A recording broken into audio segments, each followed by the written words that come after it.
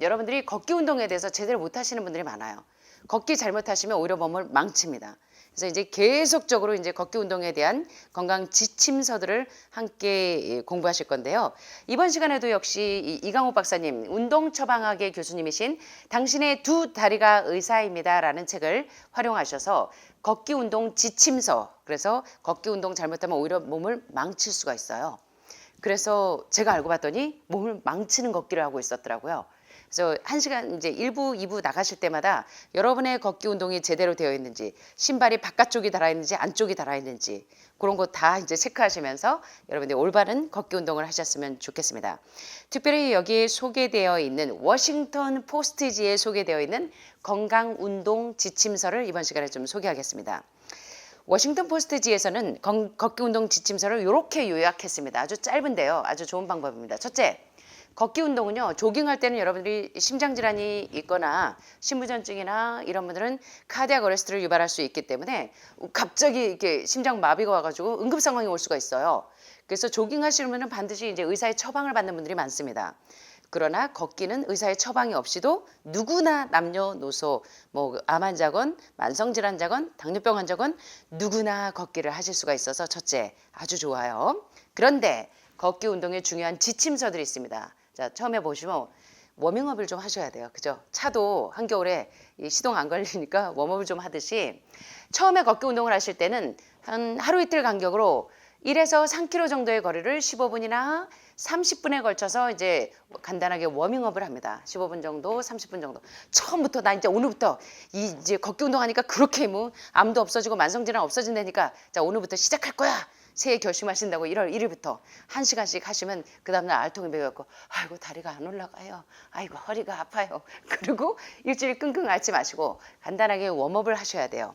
그래서 2일 간격으로 1에서 3km의 거리를 15분에서 30분 정도 적당하게 워밍업을 시작하는데 점차적으로 시간을 늘려서 한 번에 운동하실 때 45분에서 1시간 정도를 주당 4에서 6회씩 그래서 일주일에 처음에는 시작하실 때 간단하게 15분이나 30분 정도 워밍업을 하시다가 조금씩 늘려서 이제는 1시간씩 여러분이 이제 거의 2시간 하시죠. B코스 왕복 주행하시려면 2시간 정도 걸릴 겁니다. 그런가요? 1시간 조금 넘게 걸리는데 여러분이 중간에 어싱을 많이 하시다 보니까 한번 운동하고 내려오시면 한 2시간, 2시간 반 정도 되시는 것 같아요. 이렇게 해서 여러분들은 매일에 하루에 2번씩 하시잖아요. 그렇게 점차 늘려가시는 겁니다.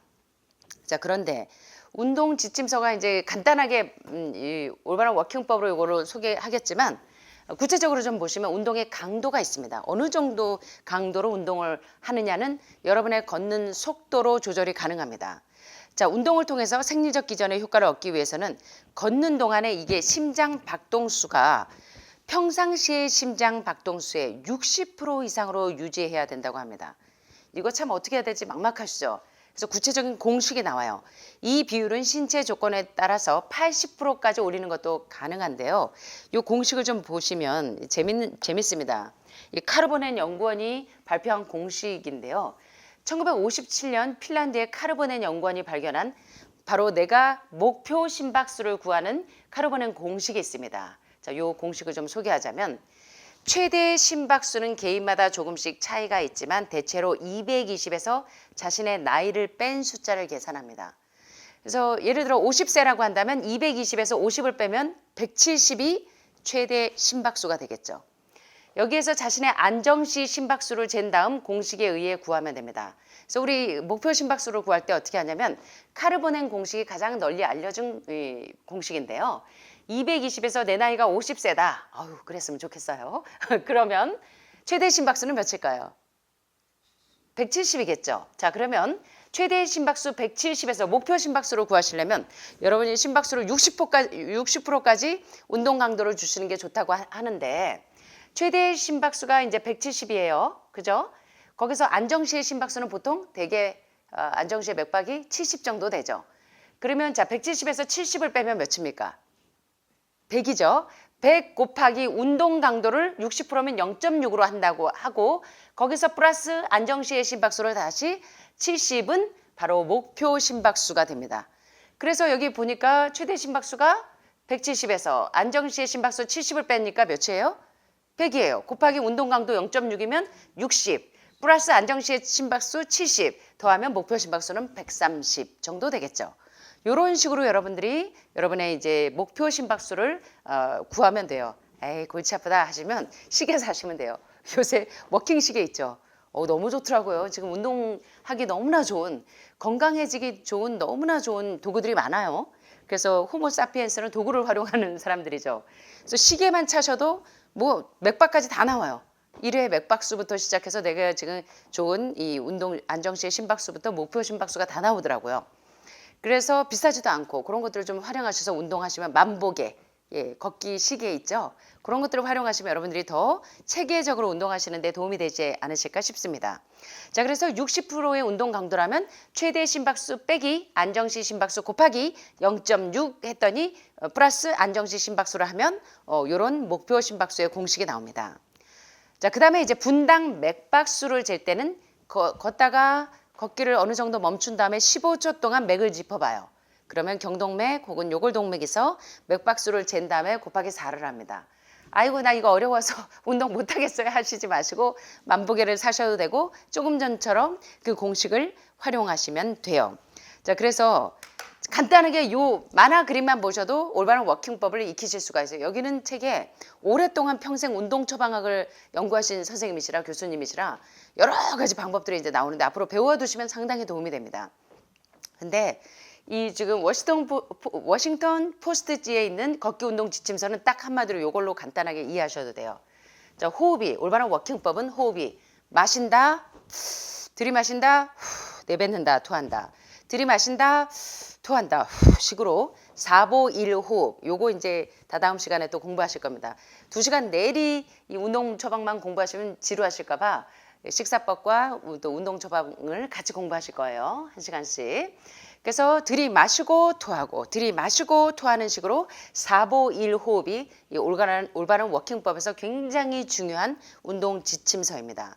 자, 그런데 턱은 당기고 시선은 멀리. 그런데 여러분들은 기운이 없으니까 저기 구복동에서 백동에서 200동에서 올라오실 때 어떻게 올라오셨어요? 이렇게 턱은 당기고 시선은 멀리하고 오셨습니까? 아니면 낑낑대고 턱을 이렇게 이러고 올라오시는지. 제가 이래요, 사실은. 제가 사무실에서 여기 올라올 때 경사가 이렇게 있으니까 허리를 약간 굽히고 이러고 올라오고 있더라고요. 그래서 제가 이게 허리에 여러분들이 자꾸 허리가 아프신 분들이 많은데, 자 보니까 턱을 이렇게 기운이 없으면 이렇게 돼요, 그죠? 약간 파충류 몸처럼. 근데 턱은 어떻게 하시고 당기고, 그 다음에 시선은 어떻게? 시선을 요새 현대인들이 다 스마트폰을 보고 있어서요. 지하철 탈 때 보면 시선이 앞에 있는 분들이 거의 없어요. 다 이렇게. 시선은 멀리. 자, 그러니까 그리고 가슴과 등은 어떻게? 약간 구부리고, 여러분들은 거의 다 이 버전이시죠. 가슴과 등을 활짝 펴시는 거. 요것도 각도가 있어요. 그 다음에 자, 팔꿈치는 어떻게 하시는 게 좋아요? 팔꿈치는 90도 정도. 90도 정도로 팔에 힘을 빼고 리드미컬하게 움직여요. 요 움직이는 것도 각도가 있더라고요.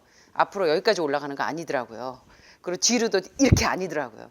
그래서 요 정도 팔 힘을 빼고 리드미컬하게 움직이는 거, 이제 요거는 구체적으로 또 배우실 겁니다. 그 다음에 발등과 정강이의 각도는 90도인데 여기 딱 보시면 착지가 앞에가 아니고 뒤에서부터입니다.